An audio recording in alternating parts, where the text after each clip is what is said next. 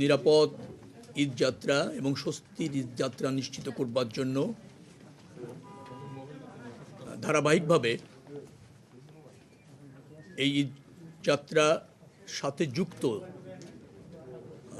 যে সমস্ত প্রতিষ্ঠান আছেন, সংস্থা আছেন এবং শ্রমিক সংগঠন, বাস মালিক সংগঠন, লঞ্চ মালিক সংগঠন সহ পরিবহনের সাথে যারা যুক্ত আছেন তাদের সাথে আমাদের নিয়মিতভাবে মত বিনিময় হচ্ছে, করণীয় নির্ধারণ করবার জন্য আলোচনা পর্যালোচনা হচ্ছে।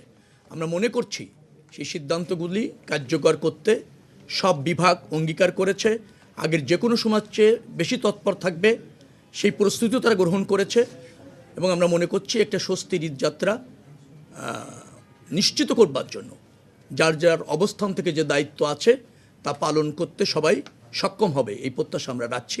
গ্লিটারের টুইন লেমন ও অ্যান্টিব্যাকটেরিয়াল ফর্মুলা বাসনকে চকচকে জীবাণুমুক্ত করে আমাদের দেয় গ্লিটার গ্যারান্টি। আর মানুষ একটা স্বস্তির ঈদযাত্রা, নিরাপদ ঈদযাত্রা পেতে যাচ্ছে বিদায় আমরা নিশ্চিত করছি। মনে রাখা দরকার 2 থেকে 3 দিনের মধ্যে 1.5 কোটির মতো লোক ঢাকার থেকে ঢাকার বাইরে যাবে।